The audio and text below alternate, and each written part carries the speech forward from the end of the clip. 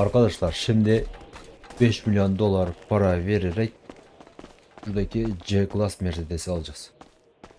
Hey, Steve, what's up, man? WhatsApp'sa WhatsApp olan. Ne konuşuyorsun amına? Yazacak. G63 yazdık mı çıkıyor şurada.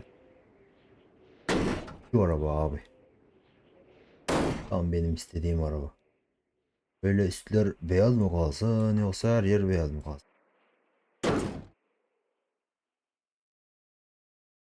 Mavi yapsak nasıl olur? Yok lan oldu. O ne? Yok. Üst tarafı niye değişmiyor bunu abi anlamadım ben. Komple siyah yapmak istiyorum ben bunu. Gelmiş ama beyaz kaldı. Güzel değil bu. Her yerde beyaz yapayım. Test sürüşü yapalım mı? Alacağız. 5000 dolar para istiyor testede. Hayırlı Hey, uğurlu Steve, olsun. what's up, man? Arabamızı da aldık abi. Şimdi otoparka gideyim bakayım araba. Genelde buradan araba aldığında 12 saat beklemen lazım. Buna koyayım o kadar para verip de şimdi 12 saat mi bekleyeceğiz? Sen nereye gidiyorsun acaba? Araba arkada kaldı. Bunu süreyim la bizim aile arabası. Az önce ben bırakmıştım. Ne gideyim? Oğlum arka koltuğa bilmem ne koyayım.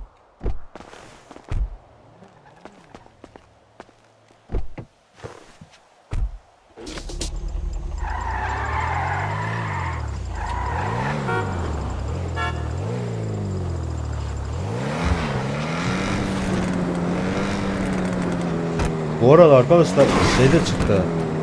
50 saatlik arabayı da aldık. Onu da bakalım şimdi. Buraya gelmişken.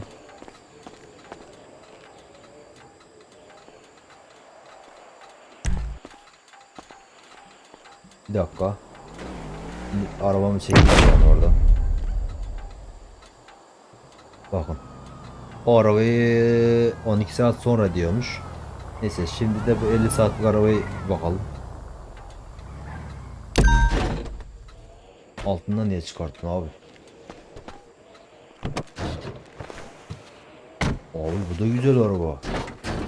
Ferrari ya bana.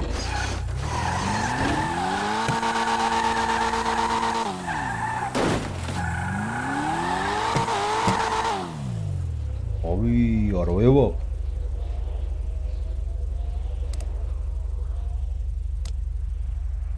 Işıkları falan. Ne diyorsun? Bir tur at yakında ya.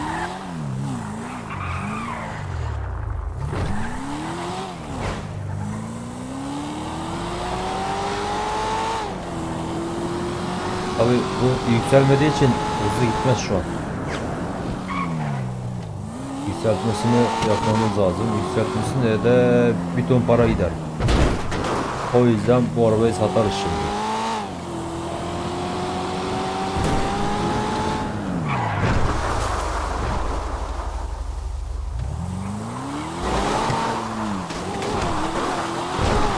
Arkadaş da camdan attı.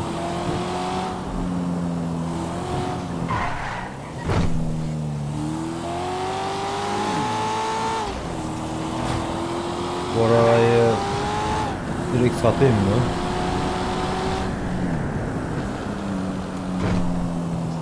Ya da asmalsın mı? Ya bunun fiyatına bakalım abi.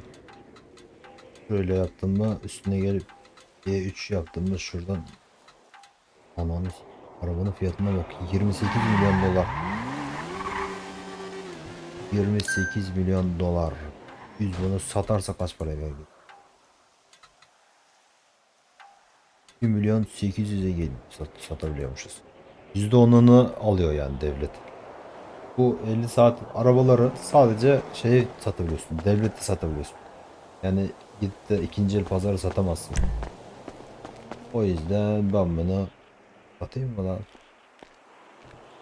Atayım bakayım. Ne yapacağız ki bu kadar arabayı? Sattım gitti amına.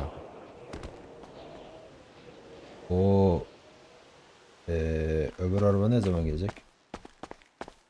Öbür arabanın saati de olsun da sonra bakalım. Bu zımbırtılar da benim araba işte. 50 saatlik sattık. Şurada bisiklet falan filan işte. Arkadaşlar şu araba gelsin, öbür araba, sonra devam edelim. Evet arkadaşlar, arabamız geldi umarım. Evet, burada. Mercedes'in C klası. Niye böyle? 1088 diğerler arada. Dur bakayım, arabanın içinde çıktım lan. Arabamız bu abi. 5 milyonluk araba. Niye mi bakayım? Şeyine bakacaktı. Motor gücü falan. Şey sıfır amına.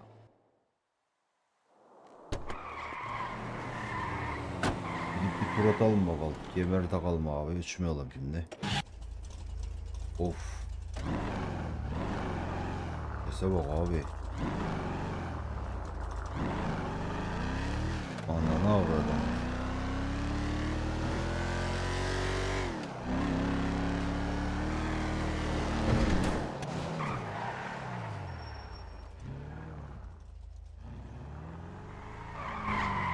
Baksana nasıl güzel araba.